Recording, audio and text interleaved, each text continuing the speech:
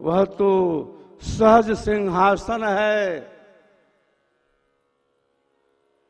अष्ट चक्र सब शून्य पर, धर अधरा के पार, तहां सदा फल घर किया, भूल पड़ा संसार।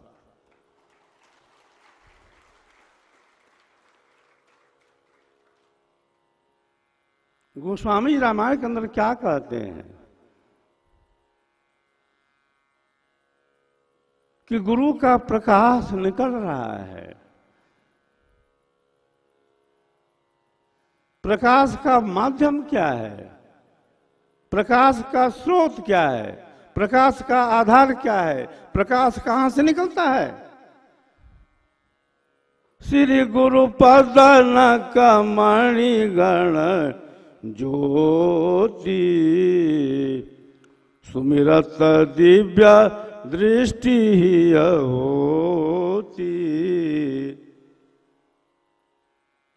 इस चौपाई को सद्गुरुदेव भगवान प्रथम आचार्य श्री अपने प्रवचन में प्रायः कहा करते थे। गोस्वामी जी, तुलसीदास जी एक पहुंचे हुए फकीर थे। फकीर की बात को समझने के लिए हमें आपको फकीर होना पड़ेगा।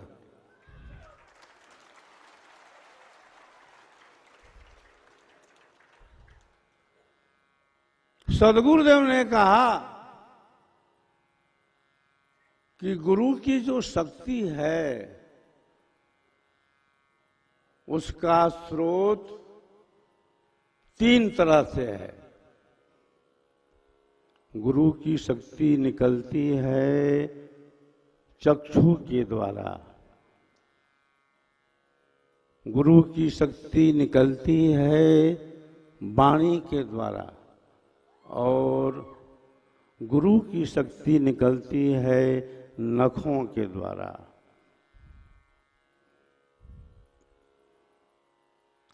कल एक सज्जन आए और कहने लगे, एक विशेष पुरुष आए हुए हैं आपके बीच। तो हमने कहा ठीक है, मिलाओ। फिर अलग से कहने लगे कि आप इनको खींच लीजिए, आप इनको आकर्षित कर लीजिए।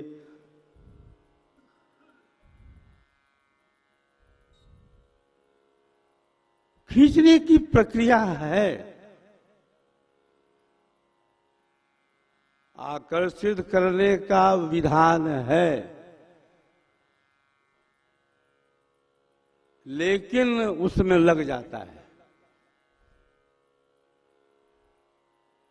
चुंबक खींचता है, लेकिन उसकी भी एक परिधि है, उसकी सीमा है।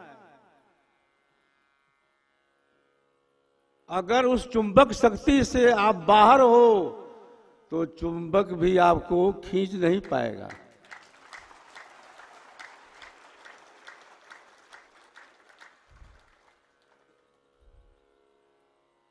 तो खींचने का भी आकर्षित करने का विधान है, और विधान ही नहीं है, उसकी भूमि भी है कि चुंबक कहाँ काम करेगा।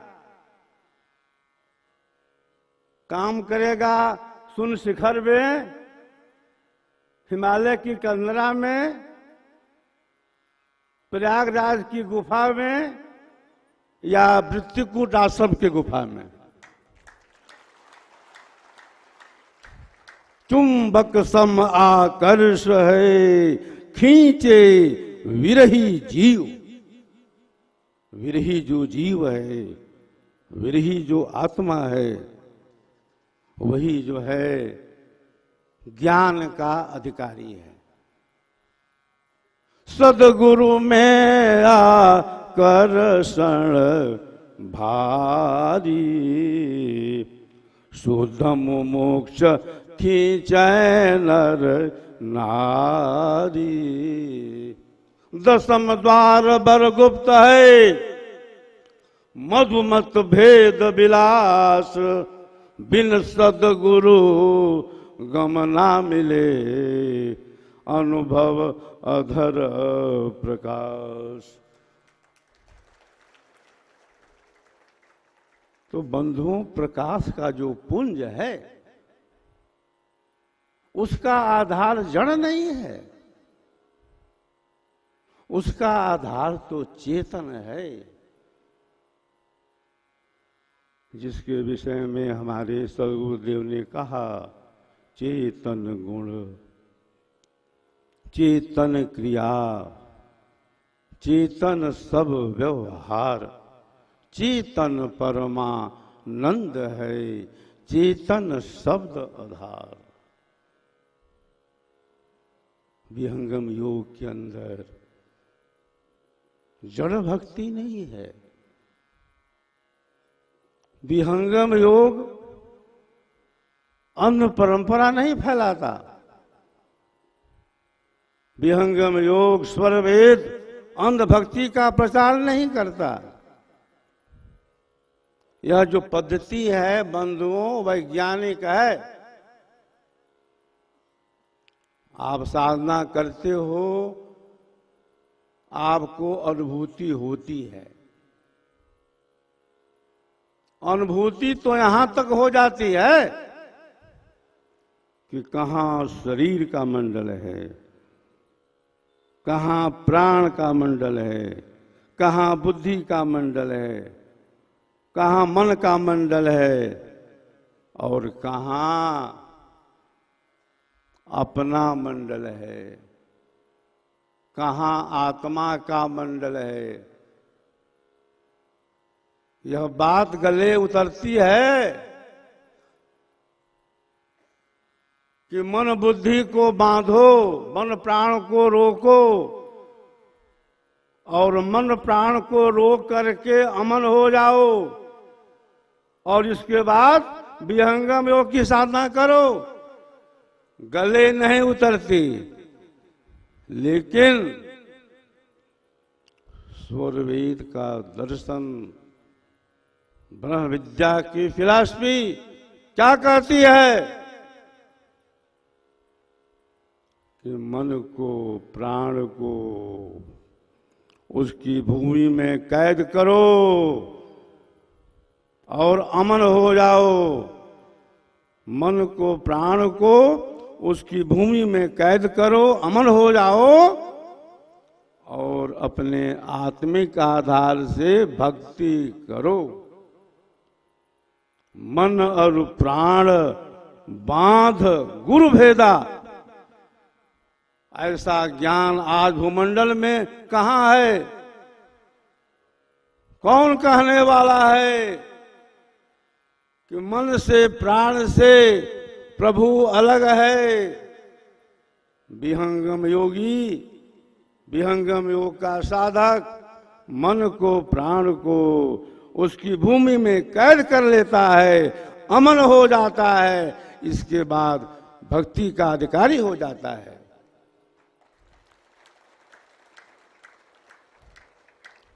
भक्ति भगवान की बहुत बारीक है, शीश सौंपे बिनु भक्ति नाही, हो अवधूत आस तन की तजे, जियता मरहि सो भक्ति पाही।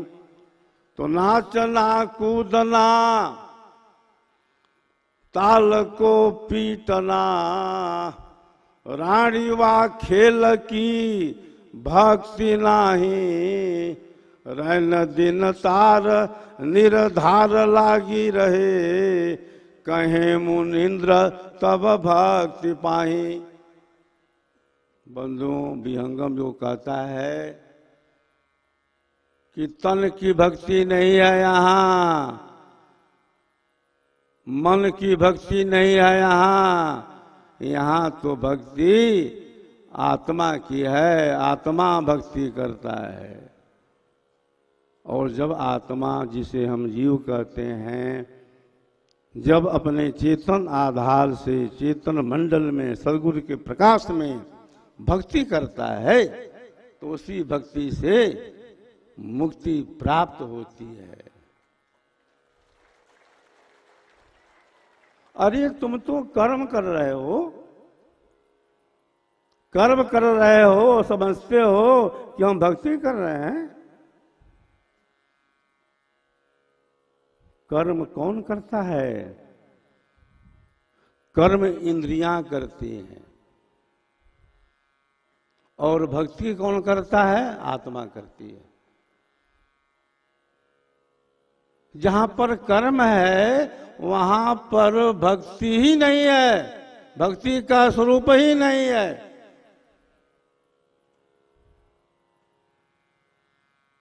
कर्म जो होता है इंद्रियों से होता है, भक्ति जो होती है आत्मा से होती है। इस विषय को बतलाने वाला, कहने वाला भी स्वर वेद है। स्वर वेद के अलावे ऐसा कोई भी विश्व में, आध्यात्मिक संसार में पुस्तक नहीं है। स्वर वेद के प्रति हम सबकी आस्था क्यों जुड़ी है? स्वर वेद के प्रति हम सभी समर्पित क्यों हैं? इसलिए हैं कि स्वर वेद कोई ज्ञान नहीं है जिस ज्ञान का आधार प्रकृति है। स्वर वेद के अंदर जो भी ज्ञान है, जो भी विषय है, बंधुओं, उसका आधार तर्क नहीं है, उसका आधार पांडित्य नहीं है, उसका आधार विटंडावाद नहीं है। स्वर वेद तो स्वर वेद है जिसमें ज्ञान है अपने स्वरूप का। हमारे जो सद्गुरु हैं, आप सभी जानते हैं कि वे पढ़े लिखे नहीं थे। उनकी शिक्षा सामान्य थी, उनका ज्ञान अगाध था। सद्गुरु सदाफल देव जी महाराज का जन्म उत्तर प्रदेश के बलिया जिले के पगड़ी ग्राम में हुआ था। क्षत्रिय कुल में हुआ था। सद्गुरु सदाफल देव जी महाराज 11 वर्ष की अवस्था में गए थे काशी पढ़ने। उस समय बड़ी ही रूढ़िवादिता थी देश के अंदर। ब्राह्मण का बच्चा ही वेद पढ़ सकता है, रामायण पढ़ सकता है, गीता पढ़ सकता है। सद्गुरु सदाफल देव जी महाराज से काशी के विद्वानों ने पूछा कि तुम्हारी कौन जाति है?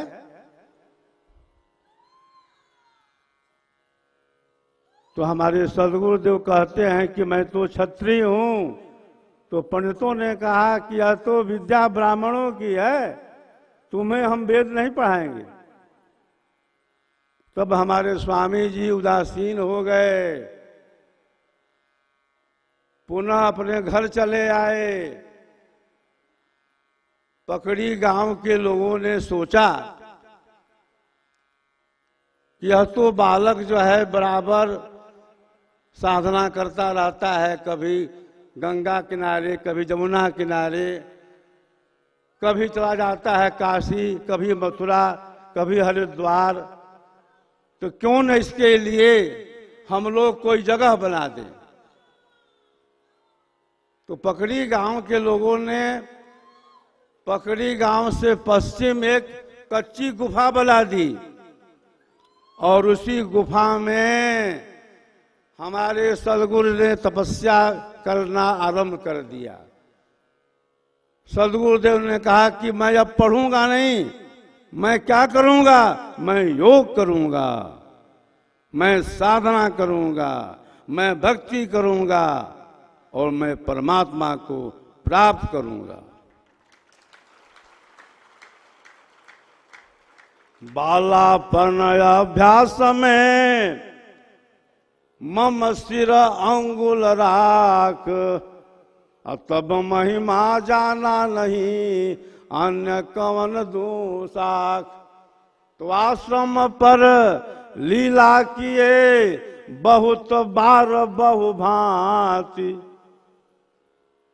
जन अधीन शरणागत। तो सदगुरुदेव ने 17 वर्षों की कठोर साधना की कि ये 7-10 वर्ष भीषण तपस्या, दिया खोल सारी विहंगम समस्या। अरे जगा जोग जिनका शिखर शून्य पर था। तो सदगुरुदेव का जो ज्ञान है, इस ज्ञान का आधार साधना है, इस ज्ञान का आधार अनुभव है। सदगुरुदेव ने जीवन के अंतिम क्षण में प्रथम आचार्य को क्या कहा था? मैंने इस धन को बहुत परिश्रम से, बहुत तपस्या से प्राप्त किया हूं, आप इसकी रक्षा करेंगे। अरे मैं जाता कहाँ हूं, मैं तो शरीर छोड़ने के बाद भी रहूंगा। मेरा संकल्प है भूमंडल प्रचार का, वह हो करके रहेगा।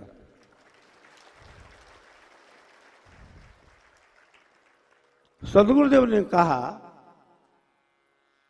कि मैं सबको देखता रहूंगा, मैं भक्तों का योगक्षेम पूरा करता रहूंगा। मेरी शक्ति भूमंडल में कार्य करेगी। मेरे हंस हंसनी पूरे भूमंडल में फैले हुए हैं। हंस हंसनी शुद्ध है, दीजे बोध लखाए, भूमंडल पर चार है, छान बीन सब आए। सदगुरुदेव ने कहा निज देश विदेश, निज देश विदेश प्रचार बने, गुरुदेव दया कर दीन जने। सदगुरुदेव का जो संकल्प है पूरे भूमंडल के लिए है। सदगुरुदेव ने कहा कि मेरा एक केंद्र है और उस केंद्र का आधार जड़ नहीं है, चेतन है। बैठो चेतन केंद्र पर, त्याग देह अध्यास, मुक्ति सदा फल भक्ति रस, अनुभव सुख है पास। तो यहाँ का आधार चेतन है, यहाँ की भक्ति चेतन है और हमारा जो सदगुरु है वह भी चेतन है। सदगुरु सदाफल देव जी महाराज गुजरात में आए थे 1942 में, इसी बांसदा में।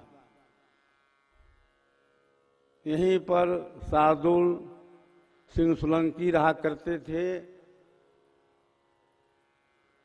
जिनको सदगुरु सदाफल देव जी महाराज ने बनाया था अखिल भारतीय संत समाज का प्रधानमंत्री, जिनके माध्यम से गुजरात महाराष्ट्र में विहंगम योग का प्रचार प्रसार हुआ। 1953 में सदगुरु सराफल देव जी महाराज ने इसी धराधाम पर नख और दाढ़ी की समाधि दी थी।